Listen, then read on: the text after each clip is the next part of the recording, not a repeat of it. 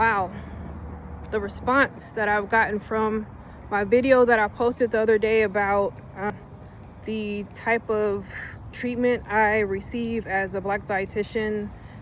Wow, I mean, so many views on that video. Like, that's the most views to date, like 90 some views so far. Hopefully it continues to grow, because people need to know people need to be more aware. Like, you know, it's not a secret. Most of us know that people of color are largely treated poorly. Like, we know that, not a secret, right? But I hope you can hear me well with all these cars passing by. I'll try to enhance the audio if I have to during the editing process. If I edit, I may not.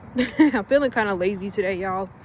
But anyway, I just wanted to add, you know, more context, and I feel like you guys deserve that. I mean, since you are interested in the topic, like, I think you deserve exact, like, examples of, like, things that really happened. So in order to do that, I guess I should start from the beginning of my dietetics career.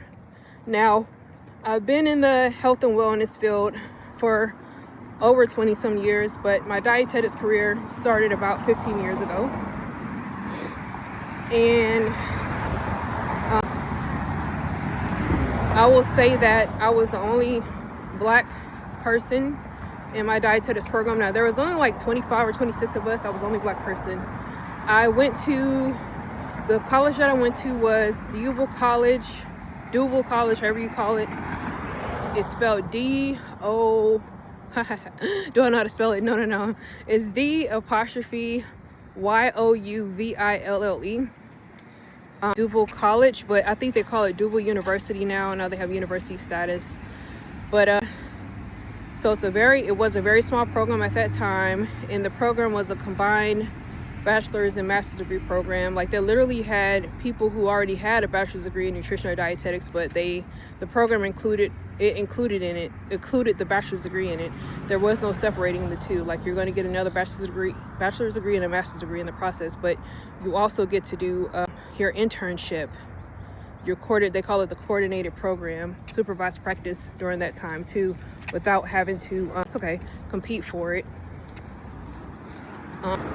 Because technically, if the dietetics program doesn't include the coordinated portion or the supervised practice or the clinical rotation portion of it, you have to go in this match process after you graduate dietetics school, and you have to do this like 1,200 hour or more internship or supervised practice before you can even be considered to take the licensing exam. Now you have to have a master's degree. Before, you could just have a bachelor's degree, but now you have to have a master's degree.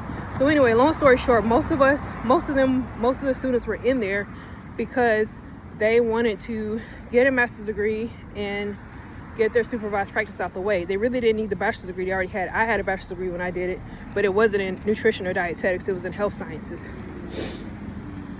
And I was a certified health education specialist, but I didn't do much with it, couldn't do much with it unless you were.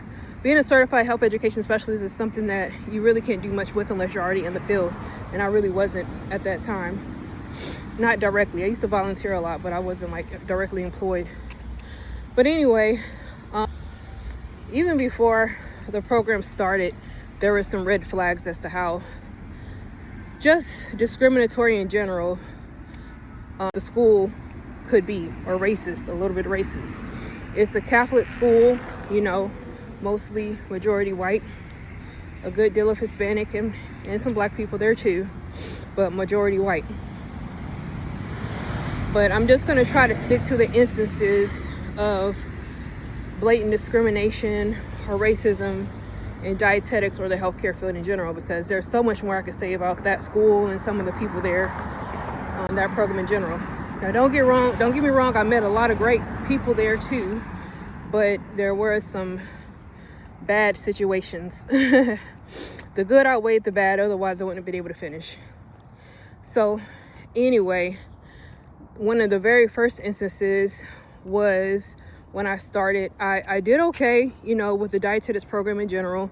You could tell that the professors in the dietetics program really tried to make sure, most of them for the most part, tried to make sure that I was included and that I didn't, feel left out, and they treated me like they did any other student, for the most part.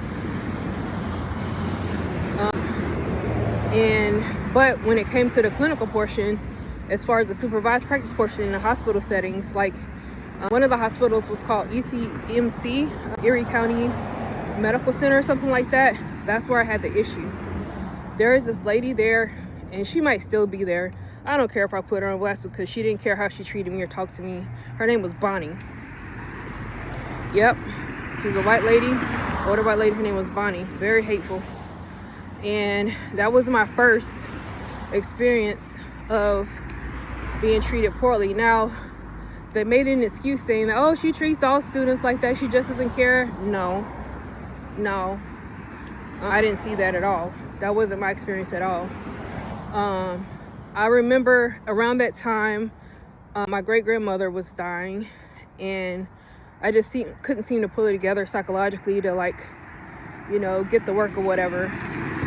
And also, I had undiagnosed ADHD at that time, and I didn't know I had that. And I had some other things going on from the military. But the point is, none of that should have mattered. I'm going to tell you what she said. She said, I told her, I think I made a mistake. Something happened. And I said, I'm really sorry, Bonnie. I'll try to do better, blah, blah, blah, I'll learn. And she said, well, and I said, well, my great-grandmother, she's dying right now. And so I'm kind of off my game. But she said, well, you don't want to kill the patient too.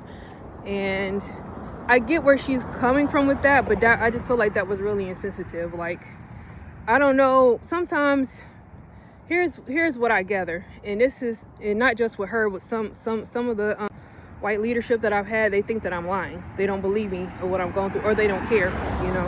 They're insensitive to my plight, because Black people are supposed to be able to take all kind of abuse, right? And just keep smiling and walking around and dancing like a little jigaboo, whatever, kiki and ha-ha, regardless of us, whatever's happening in our lives.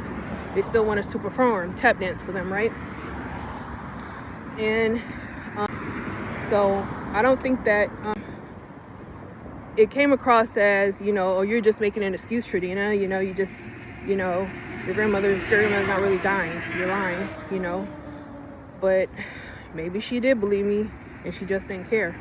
Either way it goes, it was wrong. But that wasn't the only instance. When it came time for my review, because you always get a review in the end,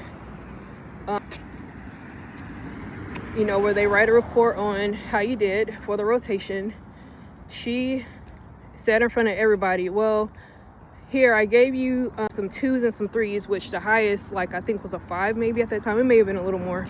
But I gave you some 2s and 3s. Okay, I expected that from her. Expected nothing less. But she said, well, I gave you some points there because, well, I had to put something on there. And I just wow. And mind you, we rate them too. And I never would have, it's just unprofessional. I never would have done that. And if you think I'm unprofessional or you don't like what I'm doing, well, you need to be the example. And she wasn't the example. She was terrible. She made me, one of the people that made me not want to be a dietitian anymore. I'm like, oh, if this is what I have to look forward to, So anyway, that was one of the instances. There's more things that happened, but it's been so long ago, my memory is not as good as it used to be. But I'm also kind of healed and delivered from a lot of those things. So I kind of let a lot of that stuff go. So now it's just barely a figment of my imagination. But that's just one of the instances. And then another instance in another rotation, one of the dietitian preceptors was going through a divorce at that time. And that's all she wanted to talk about. Her name was Nancy. All she wanted to do was talk about her divorce and whatever else.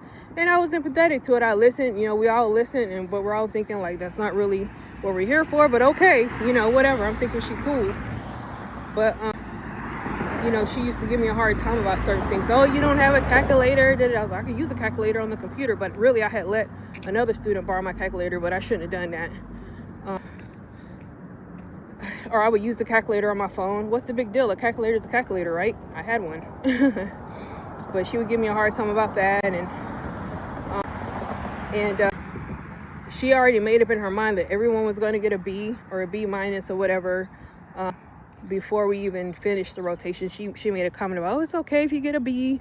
She didn't even have a master's degree, but she's teaching master's level students. Like, I just think she was a little bit of a borderline hater, trying to tarnish everybody's stuff. But it's still a B. B is still a good grade. I'm not trying to be unthankful. And really, what happened, the brevity and the depth of what happened during that time and how I felt is probably not coming across right now very well, because like I said, I've been delivered from a lot of that pain and a lot of that hurt. And, you know, it just is what it is. And I gave them people to God. There's a day of reckoning for everyone. I'll tell you that. There's a day of reckoning for everyone. So those are just a couple of things that I experienced before I even graduated. There's more, and I'll tell you about them. I think that that's enough rambling for now. All right. So stay tuned. I'll tell you more about my life as a dietitian or what I experienced as a Black dietitian.